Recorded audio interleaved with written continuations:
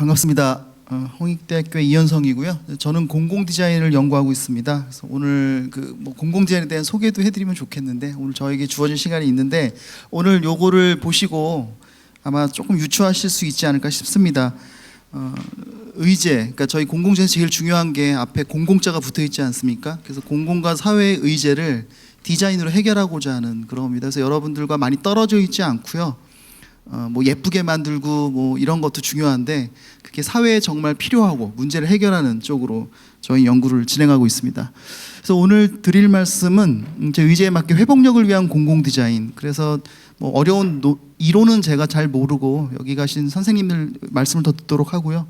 저는 두 가지 사례를 중심으로 말씀드릴까 합니다. 그래서 하나는 로컬 아젠다 21 빈에 대한 사례, 또 하나는 그 유네스코의 디자인 수도로 지정되어 있는 몬트리올의 아젠다에 따른 디자인 실행 사항들, 이걸 좀 샘플 중심으로 말씀을 드리도록 하겠습니다. 정책과 디자인, 뭐 여기 다 정책 전문가시기도 하겠지만 이게 보면은 정책과 디자인의 유사한 주제들을 보면 거의 같은 맥락을 갖고 있습니다. 어떠한 공적 영역에서의 어떤 문제점들을 해결하고자 하는 다양한 양식들, 방책들, 수단들, 이런 것들입니다. 근데 이러한 그 정책과 디자인은 사실 지향점이 없다면 하나의 수단에 불과합니다. 그래서 명확한 의제, 아젠다가 중요하다고 보고, 그런 면에서 정책과 디자인은 다른 게 아니고요. 같은 목적을 지니고 있고 같은 역할을 하고 형태만 좀 다르게 가지고 있다 봅니다. 그래서 전략적 수단과 이 방법, 수단으로서의 그 디자인과 정책의 역할론이 중요하다. 저희가 이제 정책하시는 분들에게 좀 강조하는 겁니다. 디자인도 이렇게 역할이 있다. 이 말씀 드리고요. 예를 들어서 지역 활성화라는 의제들 요즘 많이 있지 않습니까? 그러면 지역 활성화 정책이 있고요. 지역 활성화 디자인이라는 개념이 있습니다.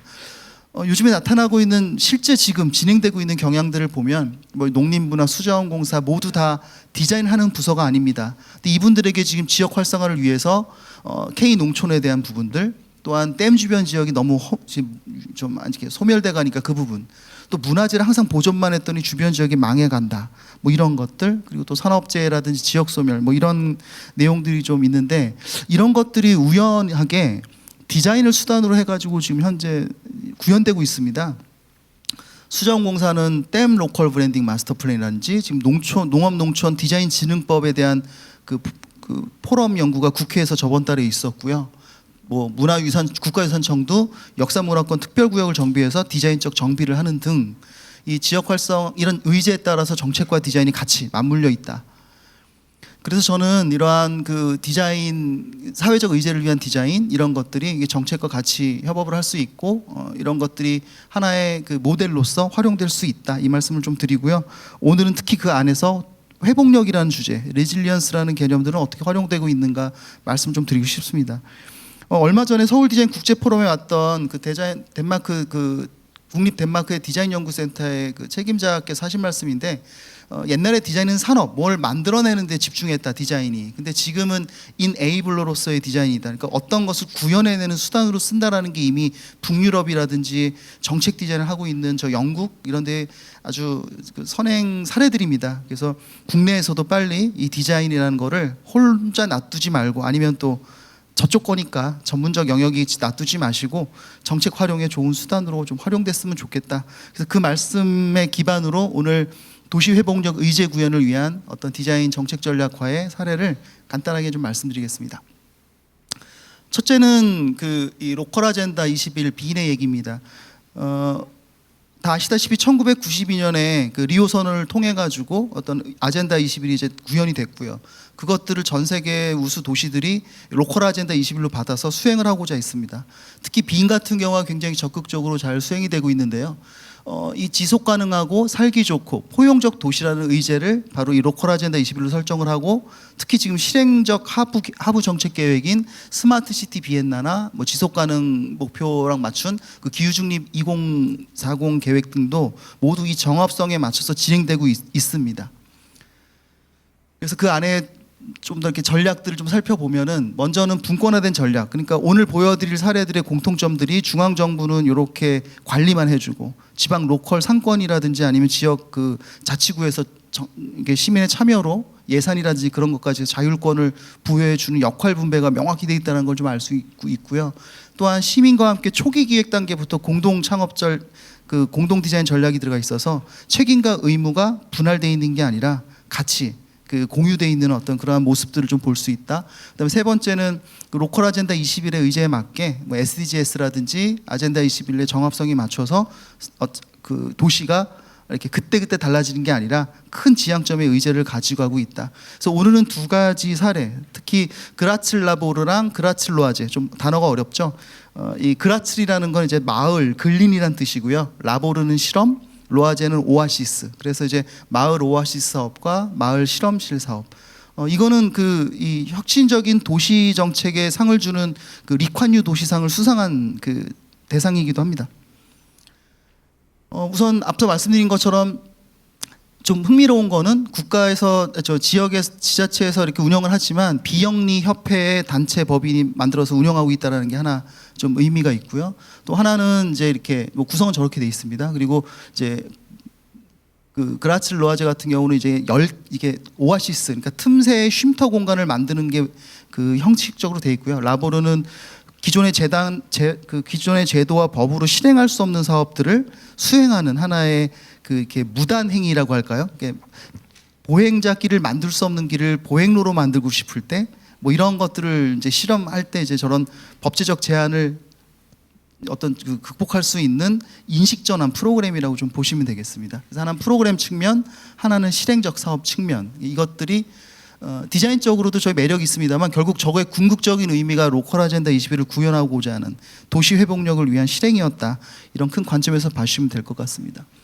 먼저 그라츠로아제 중에 가장 괜찮은 프로그램 중에 하나가 바로 10개의 오아시스 만들기입니다. 그래서 이 무더운 여름에 10개의 쉼터 만들기인데 사실 이것들은 뭐 이렇게 보시면 약간 좀 조악하죠, 디자인이. 그러니까 이게 뭐 화려한 디자인이나 뭐 세련된 시설을 넣는 게 중요한 게 아니라 마을의 더위를 피할 수 있는 쉼터 공간을 주민들이 직접 만드는 겁니다. 예산은 이제 받아가지고요. 그래서 10개 테마, 그리고 이 중간에 이런 법제적 제도를 조금, 저게 사실 무단행위지 않습니까? 이렇게 도로에다 뭘 설치한다라는 게 그런 어떤 규제성의 문제들을 풀어주는 그 허가소가 각 구마다 설치돼 가지고 제도는 그런 것을 지원해주고, 또한 이제 시민들은 직접 내 손으로 우리 의지로 이런 그 오아시스를 만들었다라는 것 자체가 이미 마을의 공동체를 회복한다든지, 그러니까 쉼터가 중요한 게 아니고요. 저거는 뭐 쉽게 만들 수 있지 않습니까? 근데 저런 과정 자체에서 시민들과 관과 이런 분들이 어우러서 동시다발적으로 직접 주민이 체감할 수 있는 공간으로 구현됐다는 게 좀 매력이 있다고 볼 수 있겠습니다. 다양한 형태가 굉장히 많이 있습니다. 이 공간은 학생들이 처음부터 이 이름 만드는 거라든지 뭐 색깔 지정하는 것까지 해서 그 처음부터 끝에 구현될 때까지 교육기관이 함께 참여한 것입니다. 한국에도 중학교에 공공재행 교과서가 있는데요, 선택 과목으로 뭐 이런 그 내 손으로 직접 공공 영역의 공동 공간을 만든다는 거는 장애우에 대한 배려, 다문화 분들에 대한 배려를 직접 몸소 기획할 때 배울 수 있는 아주 좋은 교육 프로그램입니다.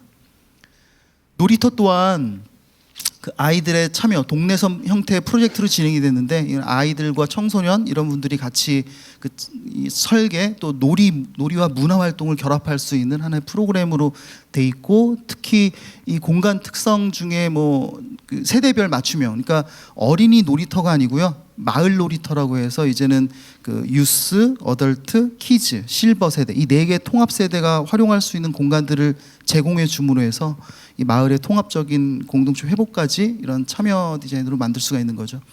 사실 뭐 시간 관계상 다 보여드릴 수는 없습니다만 이 그라츠로아제는 현재 지금 140개 이상의 그 대상지가 선정이 돼 있고 그 공간 안에서 700개의 프로그램들이 운영되고 있습니다. 이것들은 지금 사진에서 보시다시피 그 지역민들의 어떤 기능적 공간을 만드는 게 아니라 저분들이 그 함께 만날 기회가 한번 생기고 뭐 더 쉽게 말씀드리면 옛날 우리 반상회 같은 거죠. 지금은 없었습니다만 지역 마을의 공동체 문제점들을 함께 모여서 해결하고 공유하고, 아마 이런 민원 사항도 좀 줄지 않을까요? 지금 우리 많이 당하고 있는. 그래서 이 공공 영역의 디자인은 어떤 전문 영리 기업이 들어와서 확 만드는 게 중요한 게 아니라 이런 그 시민 주체가 되는 시민들이 권리이자 의무로서 함께 기획에 참여하는 것이 굉장히 중요하다. 이렇게 되면 사회적 회복력, 또 이런 또 공동체적 회복력, 또 우리나라가 갖고 있었던 그런 두레와 품앗이 문화까지 좀 포용할 수 있지 않을까. 그래서 굉장히 부럽게 좀 봤고요. 좀 배울 게 있지 않을까 생각했습니다. 그래서 저 오른쪽에 뭐 여러 가지 또 프로젝트들이 많이 있다 이렇게 말씀 좀 드리고요. 또 그라슬라보르 같은 경우는 이제 실험실인데 뭐 요 그림 간단하게 보시면 저게 이제 왼쪽에 보행로가 있고 차로가 있잖아요. 이 라보르를 실행하면 할수록 저 차도가 점점점 좁아지는 겁니다. 그래서 궁극적으로는 이제 보행로를 만드는 거죠. 그 뉴욕의 타임스퀘어 광장도 그 큰 8차선인가요? 어마어마한 그 도심 중심지의 도로를 8년 동안의 실험 사업을 통해서 결국은 그 기존의 규제를 이겨내고 공원으로 다 만들지 않았습니까? 그래서 이제는 이런 수복형의 디자인, 또 이렇게 촉매형의 디자인, 또 이런 촉진을 만드는 어떤 저런 소위 말한 전문 용어로 어반 어큐펑처라고 하는데요. 도시 침수락이라고 합니다. 그러니까 전면적으로 마스터 플랜에서 싹 뒤집는 게 아니라 필요한 부분을 딱 찍어가지고 우리가 원하는 궁극적인 목적으로 바꾸는 거죠. 그리고 지역 주민들과 함께 자전거를 타고 뭐 이렇게 안 좋은 공간, 위험한 공간 이걸 직접 방문하는 거예요. 그러니까 아마 공무원분들, 지역민들, 전문가분들 이렇게 그 워킹 프로그램을 통해 가지고 그 감을 익히는 거라고 봅니다. 그래서 굉장히 어떤 걸 만들어주고 서비스를 공급해주는 것도 중요하지만 공공에서 이러한 공유할 수 있는 것들, 공유할 수 있는 기회와 프로그램의 제공은 이 사회의 공동체 회복력이 굉장히 중요하다고 봅니다. 안 그러면 공급하는 자가 이분화돼 가지고 공급자는 계속 고생해서 만들어서 딱 내놓으면 공급받는 자는 기호에 의해서 이거 아니지 않아? 기지 않아? 이런 좀 악순환이 나게 되는데요. 그래서 이러한 프로그램도 굉장히 중요하지 않을까 생각했습니다. 그래서 앞서 말씀드린 거 뭐 간단하게 이렇게 뭐 보시면은 뭐 도시행정 체계가 이런 사실 도시 안에 무단 행위일 수도 있습니다. 기존 법제에 담을 수 없는 그런 것들을 좀 해결할 수 있는 것들을 잘 해주셨고 또 예산의 지원들이 매칭으로 잘 지원됐다. 여기까지가 딱 그 협력적 거버넌스의 모델로서의 관리 측면이라고 하면 또 이제 지역 공동체들이 직접 모여서 제안을 하고 또 이런 그 민간 협력 구조를 통해 가지고 하는 민간의 역할들이 조화롭게 이루어지면서 아마도 리콴유 상을 받지 않았을까 생각합니다. 두 번째는 유네스코 디자인 도시 몬트리올입니다. 몬트리올은 2030 아젠다 디자인과 건축에서의 질 높이기라는 의제 계획을 수립함으로 해서 이 몬트리올의 퀄리티를 디자인을 높이고자 하고 있습니다. 그래서 거기 기본 원칙 6개가 굉장히 저희한테는 시사하는 바가 큰데요.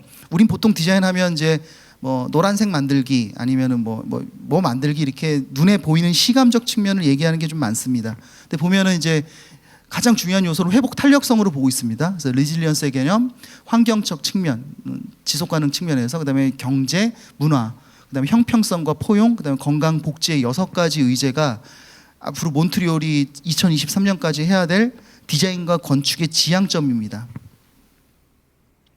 그리고 그것들을 통해서 현재 지금 125개의 도심 프로젝트를 진행했어요. 그래서 그 진행한 것들을 이제 평가하는 보고서를 냈는데 저 오른쪽에 보시면 색깔별로 6개가 있습니다. 앞서 나왔던 의제들을 우리가 얼마나 성실하게 시행해 왔는지를 아카이빙을 했어요. 그래서 우리도 이게 중요하다고 봅니다. 그러니까 전 정치는 잘 모릅니다만 정책을 얼마나 우리가 실행했는지 이런 걸 하잖아요. 그런 것처럼 저렇게 우리가 의제 수립한 것들이 어떻게 공간 안에 구현됐는지를 이제 공유하는 거죠. 그래서 오늘은 뭐 125개를 다 볼 수는 없고 조금만 같이 살펴보겠습니다. 첫 번째는 어떤 적응이 가능한 어떤 저런 모듈에 대한 겁니다. 저 오른쪽 위에 보시면 시설물들이 동그랗고 네모랗고 이렇잖아요. 그러니까 저것들은 어느 공간에서도 쉽게 조화를 이룰 수 있게 그리고 또 어느 게 하나 망가져도 쉽게 대체될 수 있게 그러니까 비용을 절감하는 거죠. 어떤 환경적 낭비를 줄이는 거고 그리고 오른쪽 하단에 보시는 저런 그 플랜터들의 배치는 뭐 예쁘라고 배치한 게 아니라 저 오른쪽 왼쪽 하단에 나와 있는 것처럼 우리 몬트리올에서 비가 내렸을 때 우수로로 도착하는 물을 최소화시키겠다. 그러니까 물을 스폰지 시티라고 그래가지고요. 도심 속에 물을 최대한 저장할 수 있는 아주 가성비 좋은 시설물의 플랜터를 만들자라는 거죠. 하지만 이제 보통 디자인하면 그렇게 하지 않습니다. 저런 의제 의식이 없기 때문에 예쁠까? 디자인을 기호로 만들게 되는 거죠. 그래서 궁극적으로 바라보려는 저런 왼쪽에 나와 있는 저런 의제들을 디자인들이 저렇게 실행 단계에서 담고 있습니다. 이거는 아고라 막시무스라고 하는 공공 디자인 명칭인데 아고라는 말 그대로 광장. 그다음 막시무스는 왜 그 이렇게 로마 경기장에 가면 관중석을 얘기합니다. 관중석이라고 이해하시면 될 것 같아요. 그래서 함께 있는 관중석이란 뜻인데 도로 위에 저런 시설물인데 저 시설물을 자세히 보시면 이게 모듈형이 되어 있습니다. 그러니까 붙였다 뗐다 붙였다 뗐다 뭐 나무를 심었다가 의자를 놨다가 아주 굉장히 조립식 레고라고 보시면 돼요.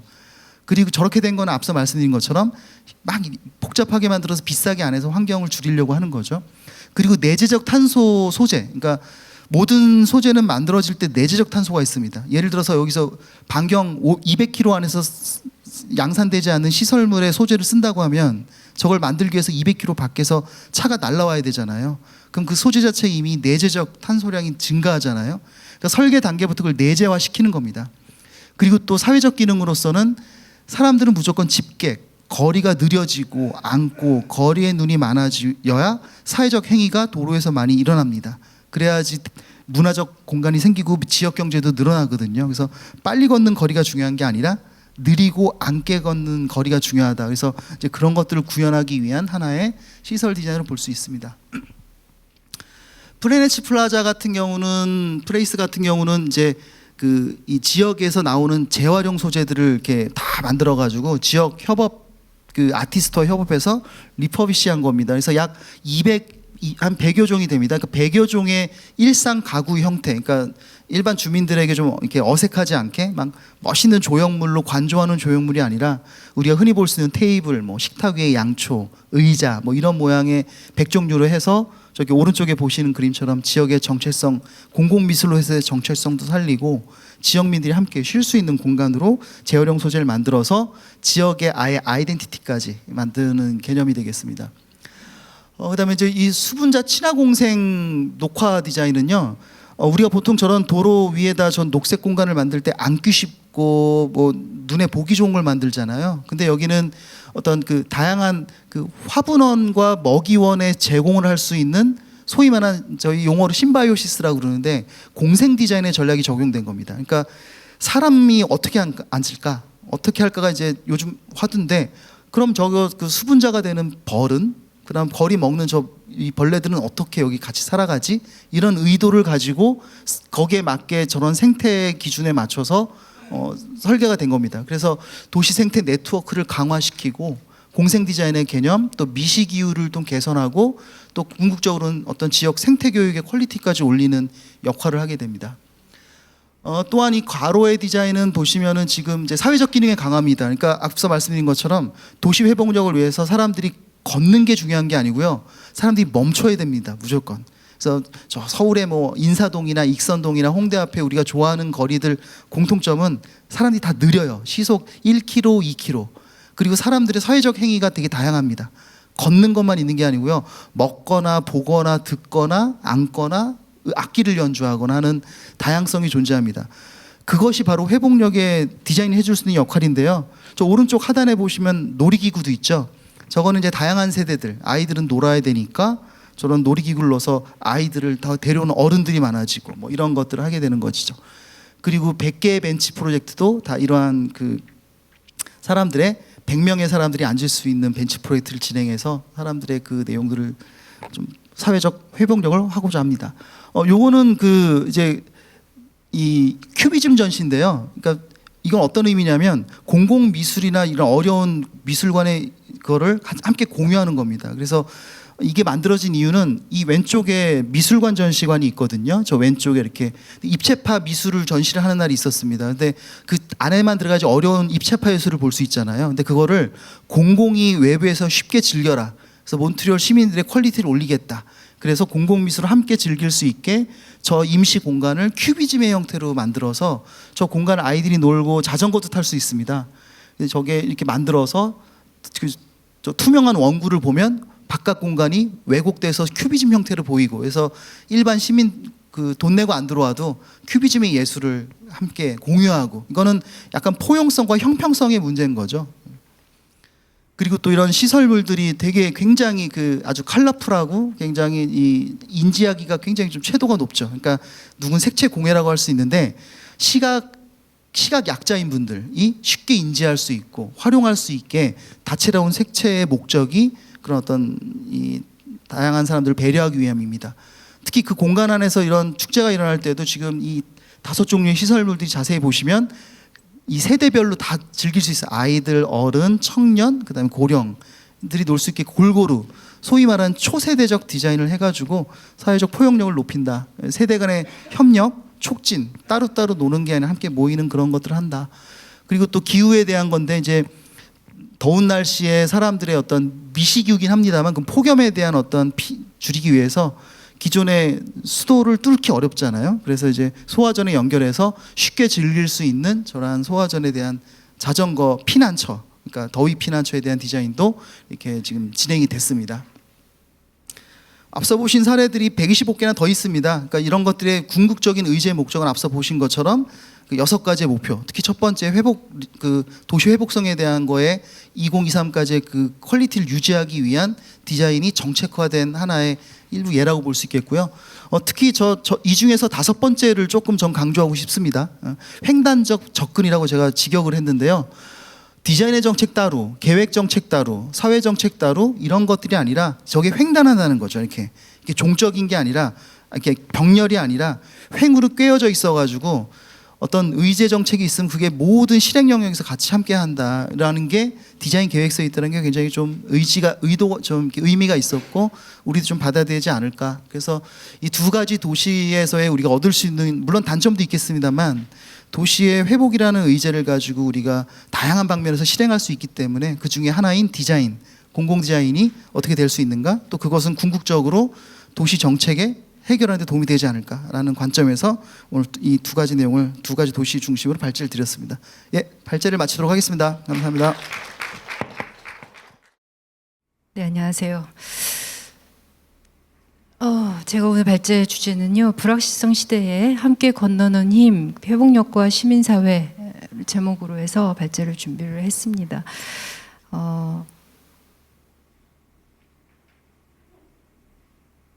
먼저 여러분들한테 퀴즈 하나를 내겠습니다. 자, 공제회 할 때 공제, 그 경제의 제자 있죠? 이게 본래의 의미를 아시나요? 아시는 분? 선물 드리겠습니다. 죄송합니다. 거짓말하면 안 되죠? 큰 소리로 한문 잘 아시지 않으시나요? 예. 너무 훌륭하십니다. 어느 지자체에서 오셨죠? 예, 서울 어디? 수원. 아이고 죄송합니다. 그러니까 이제 강을 건너다, 물을 건너다, 이제 어려움을 건너다. 그래서 앞에 공자가 붙었기 때문에 공제화라는 것은 함께 물을 건너다라는 의미가 있고, 그다음에 경제는 여러분 아시다시피 경세재민이잖아요. 그러니까 줄임말인데, 그래서 이제 사람들을 도와서 어려움을 건너게 하다. 예전에 왕이 백성들 어려움에 처한 백성들을 궁휼히 여겨서 구제하다, 이런 의미가 있죠. 그러니까 이 의미가 사실은 회복력과 시민사회에서도 정확히 이어진다라고 생각을 해요. 그래서 위기의 어떤 불확실성이라는 거는 결코 혼자서 그 물을 건널 수 없죠. 물을 건널 수 없고, 그리고 서로를 지탱해주는 어떤 시민적 연대가 결국 우리 사회 회복력을 만든다는 점에서 더욱 그러한 것 같습니다. 그래서 이 표지 사진이 뭔지 모르시겠죠? 고래예요, 고래. 요거는 퀴즈 아닙니다. 예, 혹등고래라고 해서 지금 저게 지느러미고요. 여기 빨간 게 되는지 모르겠는데 저기 보면 가운데 얼굴 동그란 거 보이세요? 지느러미 위에 얼굴 동그란 거 쪼그란 놈 있어요.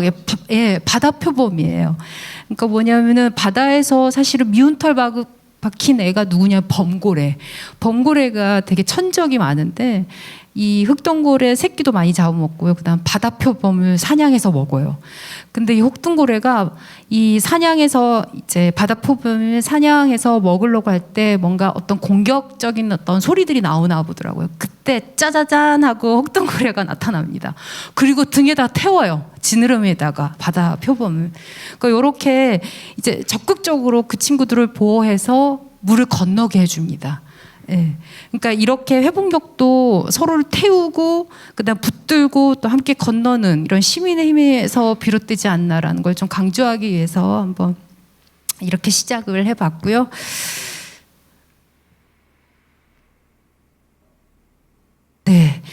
자, 21세기는 복합 위기 시대라고 하죠. 네. 이 말은 뭐 위기가 단일한 사건이 아니라는 거예요. 우연히 한 번 단일하게 일어난다라는 게 아닙니다. 복합적이고 상당히 동시다발적이고 그리고 이 리스크들이 다 연결되어 있다라는 것을 함의하고 있는데 이런 복합성과 또 연쇄성 그리고 한 번 일어나면 대규모로 피해가 발생한다라는 특징들은 점점 이게 완벽하게 사전을 통제하거나 예측하는데 어려워지고 있다라는 걸 얘기하기도 하죠. 그래서 예측과 통제가 불가능한 이런 불확실성 시대에서는 기존의 전통적인 어떤 사후 복구 방식이라든지 탑다운 방식의 그런 획일적인 행정 위기 대응 방식으로는 좀 한계가 있을 수밖에 없습니다. 그래서 회복력 전략이라는 것은 불확실성을 상수로 인정하자는 거죠. 오늘도 우리 진행자님께서 차를 놓치셨죠. 이 불확실성들은 언제나 발생할 수 있는 거고 그래서 교란을 흡수하고 적응하고 전환하자는데 이 회복력이 있습니다. 회복력은 우리가 계속 복구로만 생각을 하는데 그래서 예방만으로는 불확실성 완전히 제거할 수 없기 때문에 함께 그 위기를 어떻게 우리가 다룰 것인가 그 위기를 다룰 수 있는 역량들을 키워나가는 것 이런 쪽으로 지금 레질리언스들은 수렴이 되고 있고요. 그래서 불확실성 시대에 이제 제도와 기술들이 다 감당하지 못하고 있는 그런 취약 지점들을 그리고 보다 더 회복력을 강화시키기 위해서 결국 시민의 참여라든지 연대의 힘에서 비롯된다는 점들을 좀 이식하는 게 중요하지 않나라 생각이 듭니다. 네. 자, 오늘 회복력에 대해서 너무 원론적인 얘기부터 시작을 할 수밖에 없는 뒤에 가면은 왜 이런 얘기들을 해야 되는지 좀 여러분들 이해하실 것 같은데요. 회복력은 원래 생태학 개념에서 시작이 됐어요. 그래서 뭐 공학적 회복력, 생태적 회복력, 사회적 회복력, 경제적 회복력 이렇게 따로따로 분리해서 학문적으로 발전을 하고 있었는데 이게 이 사회 생태적 회복력이라는 개념으로 해서 보다 융합적이고 확장된 개념으로 발전을 합니다. 왜 이렇게 확장이 됐냐면은 2005년도에 여러분 미국에서 카트리나 그때 허리케인이었죠. 허리케인이 있었고 그다음에 2008년도 미국발 금융위기가 터지면서 전 세계 경제가 휘청거리는 그런 시절이 있었습니다. 한국도 엄청나게 큰 영향을 받았고요. 그때 어떤 걸 깨달았냐면 인간은 사회 시스템의 일부이기도 하지만 자연 생태 시스템 일부이기도 하죠. 근데 그게 딱 각각 분리된 상태 속에 우리가 존재하는 게 아니라 사회 시스템과 그럼 자연 생태 시스템도 서로 그러니까 상호작용함, 서로 영향을 미치면서 그 안에서 우리가 살아가고 있다라는 걸 그때 깨달은 거예요. 그래서 생태학이라든지 정치학, 그다음에 경제학, 사회학이 따로 분리해서 이거 한문을 논해서는 안 되겠다. 이걸 또 융합적으로 같이 통합해야지만이 이 다양한 복합 위기 문제들을 해결할 수 있겠다. 이런 문제의식을 공감하면서 사회 생태 리질리언스로 보다 더 개념이 확장이 됩니다. 자, 그래서 이 사회 생태적 회복력은 결국 복합계 관점에서 통합적 접근이 이제 중요해지는데 여러분도 아시다시피 복잡계라는 거는 뭡니까? 사회가 모두가 다 연결돼 있다는 사회, 그다음에 생태 시스템이 다 연결돼 있다라는 거죠. 그거는 뭐냐면 어떤 작은 변화가 큰 결과로 이어지기도 하고요.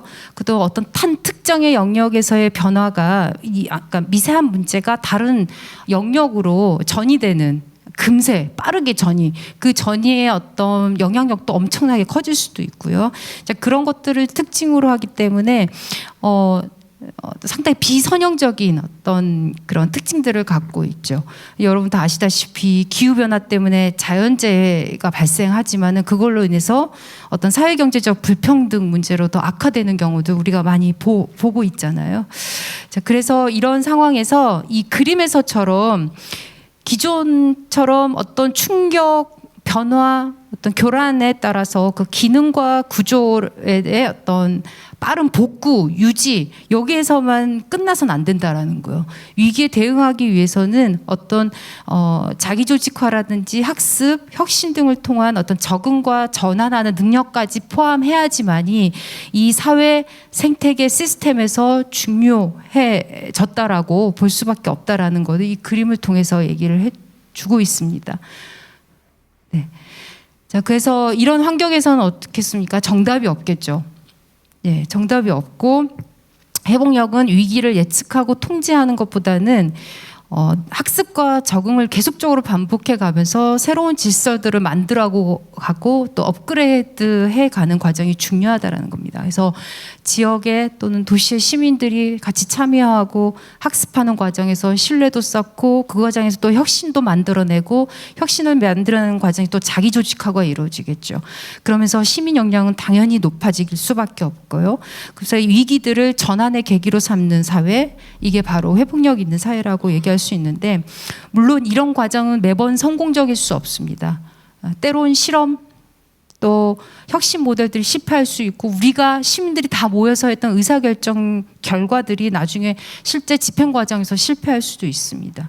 근데 그럼에도 불구하고 다양한 문제들을 조정하고 계속적으로 합의해가는 그런 것들을 학습해가고 끊임없이 학습해가는 계속 반복해가는 게 되게 중요하다라는 거고요. 그게 회복력의 핵심일 거라고 생각이 들고요. 그래서 정태적인 어떤 안정을 위한 완벽한 계획을 처음 세워서 하는 게 중요하지 않다라는 거예요. 불확실성 사회에서는. 그러니까 서로 배우고 실험하면서 실패를 공유하는 그런 문화가 되게 중요하다라는 거고, 그래서 전 감히 그런 얘기를 하고 싶어요. 이젠 예측의 사회에서 실패를 두려워하지 않는 사회로 가야 된다. 또 예측의 사회에서 뭔가 적응 가능한 사회로 전환을 해야 된다. 이런 것들을 좀 강조를 하고 싶습니다.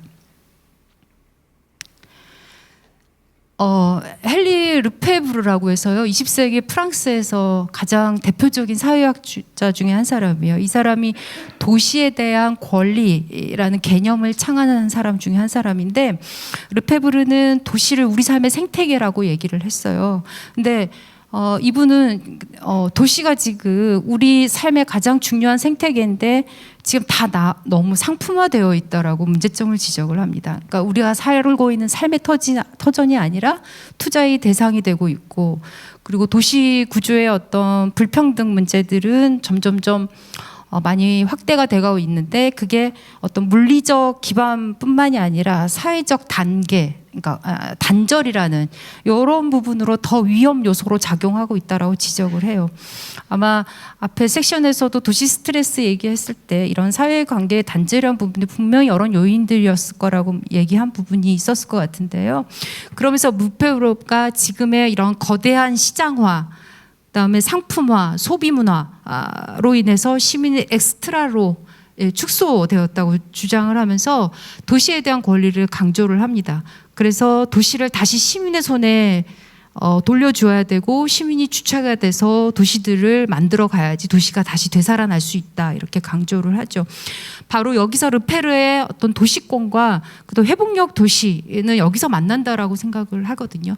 그래서 회복력 도시도 어떤 기본 필요들을 이제 충족시키는 공간이기도 하지만은 다양한 관계들을 복원하고, 아까 우리 이현성 교수님께서 말씀하셨던 그런 다양한 사례들처럼 시민들이 같이 공동으로 해서 프로젝트를 만들어서 그 도시의 문제들을 해결하고, 그리고 해법들을 모색하는 그런 도시들이 만들어져야 되고요. 그리고 계속적인 실험의 장으로서 도시가 그 역할을 해야 된다고 봐요. 시민들이 모여서 돌봄, 공존, 그다음 나눔의 실험장들을 계속적으로 만들 필요가 있고, 그러기 위해서는 어떤 시민 참여라든지, 그다음 뭐 공동체 문화, 또 사회적 연대의 견제라든지, 그다음 커먼즈 같은 시민사회 활성화가 결합될 때 어떤 회복력 강화에 더 유리할 수 있다라고 생각이 듭니다.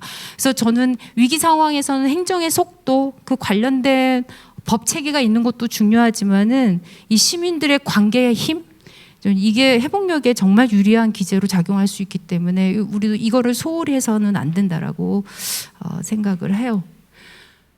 자, 그래서 이런 시민사회가 만드는 어떤 원칙들은 무엇이 있을까? 회복력을 만드는 원칙들은 무엇이 있을까라고 해서 제가 한 4가지 정도로 갖고 와봤습니다.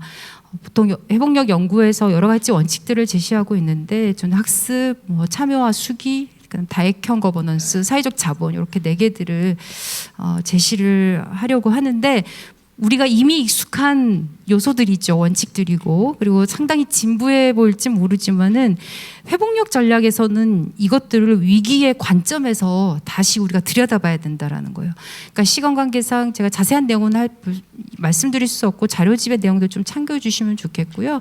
이제 단 몇 가지만 좀 말씀을 드리자면 참여라는 거는 단순히 시민들이 참여해서 문제 해결을 위한 그런 참여가 아니에요.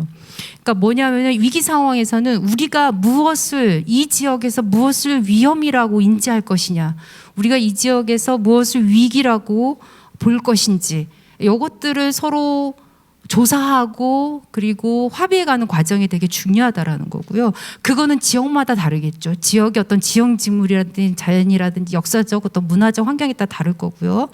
그리고 또 중요한 거는 이 회복력은 누구를 위한 것인가. 아주 중요한 질문이 될 거고, 그다음 세 번째는 그러면 무엇을 위해서 회복력을 할 것인가? 회복력은 무엇을 위해서 중요한가라는 질문들이 따라야 됩니다. 그래서 위기와 변화를 감지하고 누군가에게 이 위기가 더 위태로운지를 점검해 나가는 것, 특히 사회적 소수자, 약자들이 배제되고 있지는 않은지 점검해 나가는 게 중요할 거고, 그러면서 서로 정보를 교환하고 학습하면서 더 나은 사회로 전환하기 위한 어떤 다양한 주체들의 조정과 합의해가는 그런 구조들을 만들어가는 게 되게 중요하다라고 생각합니다. 그다음에 사회적 자본, 사회적 자본은 코로나19 상황에서 우리 시민사회 조직들의 연대에서 많이 보여줬듯이 위기 대응의 속도와 질을 결정하는 어떤 기반이 되기도 하고요. 그다음 합숙과 수기는 불확실한 변화 속에서 이제 공동의 판단과 적응을 가능하게 하는 사회적 능력을 얘기하고요. 그래서 결국 이 네 가지 요소가 함께 작동을 할 때 어떤 공동체가 위기 속에서도 흔들리지 않는 회복력을 발휘할 수 있지 않나 이렇게 생각을 합니다. 네, 이 그림은 이제 이런 원칙 조건들이 실제로 도시 속에서 어떻게 더 나은 도시로 전환되고 있는지 한번 그림으로 그려본 거예요.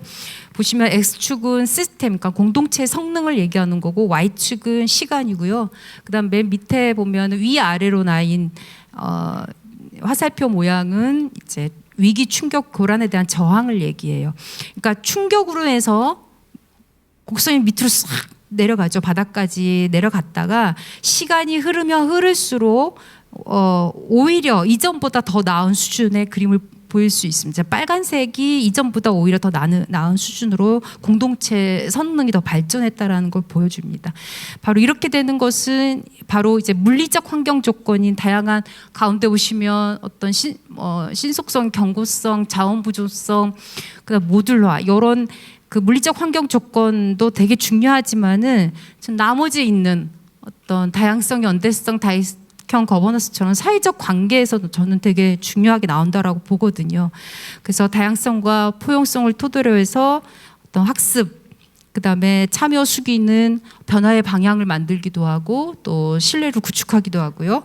그다음에 다익형 거버넌스는 다양한 협력 네트워크들을 만들어서 형성을 해서 보다 더 신뢰 속에서 다양한 일들을 이제 처리하는 그런 역할들을 하고, 그리고 사회적 자본은 그 모든 걸 지속시키는 그런 요소로서 작용을 하겠죠. 그래서 이런 요소들은 사실 각각 따로 작동하는 게 아니죠. 서로 연결되고 또 상호작용하면서 어떤 긍정적 피드백 루프를 형성하면서 공동체의 영향들을 더 강화시켜 나갑니다. 이처럼 도시 회복력이라는 것은 지금 관계 밀도에서 나온다라고 봐요. 그러니까 관계 밀도라는 것은 강한 어떤 결속을 말하는 게 아닙니다. 얼마나 그 도시의 다양한 관계망들이 촘촘하게 이루어져 있냐. 그러니까 관계망수, 다양한 관계망수, 그 연결수로 얘기할 수 있고, 그리고 그 관계망이 얼마나 질적으로 높으냐. 이런 연결수와 질, 이 두 개의 균형이 되게 중요하다라고 좀 말씀드릴 수 있을 것 같습니다. 네. 이거는 이제 사실 이제 자료집에는 제가 사례들을 여러 국가의 사례들을 넣었어요. 그렇다면 이런 원칙에 기반해서 실제 현장에서 어떻게 구현되고 있을까라고 해서 코로나19 대응 활동에 초점을 맞춰서 좀 사례들을 몇 가지 좀 제시를 해봤는데 시간 관계상 뭐 한국하고 몇 개 지역만 나라만 좀 말씀을 드리도록 하겠습니다. 보시면 이제 그 한국 같은 경우 코로나19 초기 때 시민사회 조직에서 엄청난 역할들을 했죠. 그래서 한 5, 6월까지인가 한 480만 개 마스크도 생산을 하고요. 생산이 아니죠. 예, 그것들을 배포를 하고, 예, 한 세정제라든지 식료품 이런 것들을 사회적 약자 의료진들에게 전달을 했습니다. 그게 금액으로 따지면 한 153억 원 정도 된다라고 해요. 예, 초기에만요. 그래서 마스크도 이제 나중에 품절 현상이 되니까 직접 만들기도 했죠. 그 효과는 떨어졌지만 어찌됐건 그런 노력까지 했습니다. 그래서 이런 캠페인이랑 방역, 물품 지원, 마스크 제작하는 활동에 거의 70만 명의 자원봉사들이 참여를 했어요. 그러니까 행정보다도 오히려 어떻게 보면 초기에는 빠르게 제도적으로 유연하게 참여했다라고 볼 수 있고요. 그다음 저 그래프는 그림이죠. 그래프가 아니라 이거는 이제 시민사회 무적 지원의 지원 그 물량 분포를 얘기하는 건데, 그 당시에 대구 경북 지역이 엄청나게 코로나가 확산이 되면서 물품들이 많이 부족한 상황이어서 전북, 그다음에 전남, 광주, 충남 순으로 해서 그 지원해 준 것들을 지금 그림으로 그린 거예요. 그러니까 빨간색이 지원을 받은 수혜 받은 쪽을 얘기하는 거고, 이제 노란색이 지원을 해주는 거거든요. 그러니까 엄청난 양이 특히 전북을 중심으로 해서 이쪽으로 지원해주는, 그러니까 연대가 되게 활발하게 이루어졌다라는 거고요. 그래서 이 보고서에 보면 이런 얘기가 나와요. 그러니까 시민사회 조직 기반이 그러니까 비영리 민간 단체가 많을수록 이런 물적 또 비물질적인 방역 들이 활발하게 이루어졌다라고 평가가 되고 있고, 특히 공익활동이라든지 민관협치, 그다음 마을 공동체 관련 조례가 있는 지자체인 경우에 훨씬 더 방역 활동에 많은 자원봉사자들이 참여했다라고 이제 보고가 되고 있습니다. 그래서 시민사회가 단순한 보조자 역할을 넘어서 이제 위기 대응의 주체로 기능하고 있다라는 걸 보여주고 있고요. 시간이 이제 다 됐는데 그래도 요거 브라질 사례만 하고 이제 결론을 맺도록 하겠습니다. 자, 브라질 이게 상파울로 보면 여기가 7만 명 정도 사는 빈민가 지역이 있어요. 예. 상파울로 되게 큰 지역인데 빈민가 지역에 한 7만 명이 살아요. 파라이소 폴리스라는 지역인데, 여기가 한 2020년 5월 그러니까 초기에 보니까 다른 지역보다 오히려 잘 사는 지역보다도 사망률이 낮았다라는 점이 전 세계적으로 주목하게 됐어요. 그러면서 노르웨이 오슬로 대학교의 연구진들이 여기를 연구하기 시작을 하죠. 예. 그래서 이 그림 같은 경우에는 좀 사실 좀 더 확대가 돼야 되는데, 이제 행동학적 시스템적 시각에서 설명한 구조인데요. 여기는 빈민가들이 살고 있는 지역임에도 불구하고 거기 살고 있는 지역 한 600여 명들이 거리별 어떤 대표자, 책임자를 조직을 해요. 스트리트 프레지던트라고 해서, 그래서 마스크도 지원하고 의약품, 뭐 식료품 이런 것도 지원하는 활동하는데, 여기가 이렇게 잘 된 이유가 뭐냐면은 원래부터 제도적인 사회 서비스가 되게 취약한, 부족한 지역이라고 해요.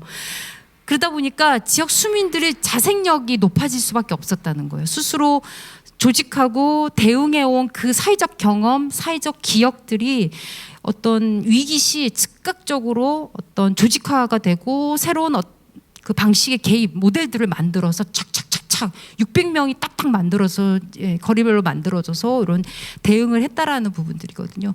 그래서 사실 이 학습, 아까 원린칙주의 학습에서도 그 사회적 기억이라는 게 되게 중요한 요소거든요. 근데 물론 이게 시간이 지나면서 이 기부 감소라든지 공공정책의 일관성이 떨어지면서 사실 좀 문제점이 발생은 했어요. 사망률이 다시 올라가긴 합니다만 그것도 되게 중요한 시사점이긴 하죠.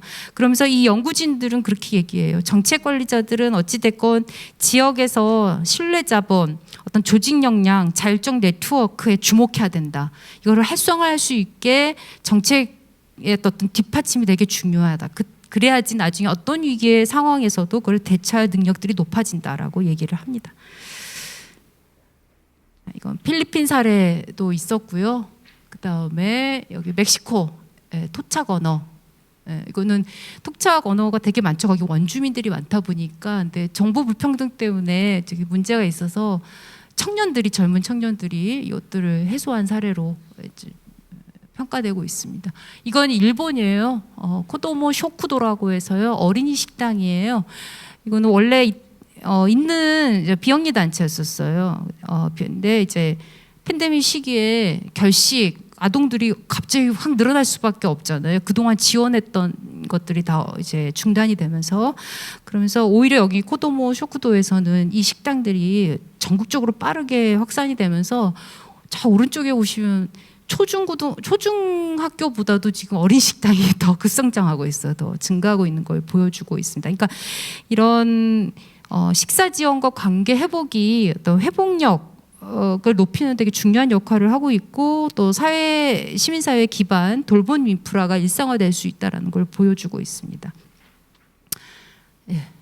자 마지막 전 4가지로 좀 정책 제안을 하고 싶어요. 그래서 시민사회를 어떤 위기 대응의 보완자가 아니라 어떤 동반자 주체로서 좀 인정할 필요가 있겠다라는 거고요. 그리고 민민 간의 신뢰도 중요하지만 사실 민과 간의 신뢰도 중요하다라는 생각이 들어요. 신뢰라는 건 위기 때 갑자기 생기지는 않잖아요. 그래서 평상시에 민과 간의 어떤 협력과 또 투명성들이 제고가 돼야지만이 뭔가 위기가 발생했을 때 좀 대응력을 함께 잘 갖춰 나갈 수 있지 않나라는 생각이 들고 일단 2번째는 사회적 자본 축적 강화를 위해서는 장기적인 정책이 필요한데 이렇게 시민사회 조직들이 이런 신뢰, 참여, 연대를 연결 주체자의 역할들을 하고 있어요. 그렇기 때문에 시민사회 조직이라든지 주민공동체 그리고 사회연대 경제 다양한 중간 지원 조직들을 육성하는 그런 제도적 뒷받침이 되게 중요할 거고요. 그다음 3번째는 학습과 참여 피드백 구조를 내재화한 정책 성과가 필요하다라는 거예요.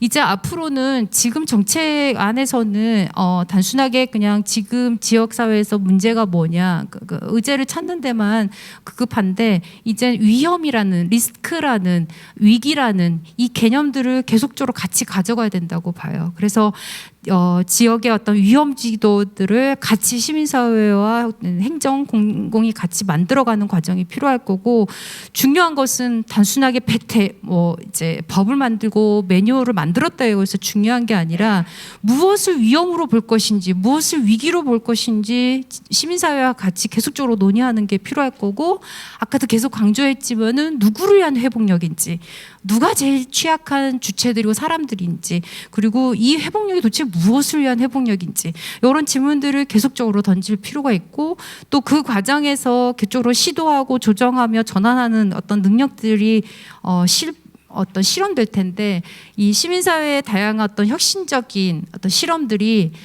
실패했다고 해서 이제 그만해 이런 게 아니라 그 실패들을 계속적으로 껴안으면서 보다 더 업그레이드될 수 있도록 좀 긴 시간을 갖고 좀 그 시간 지연을 허용해 달라 이런 부분들이 좀 중요하지 않나라는 생각이 들고요. 이 정도로 해서 마치도록 하겠습니다. 시간 너무 오버가 돼서 네.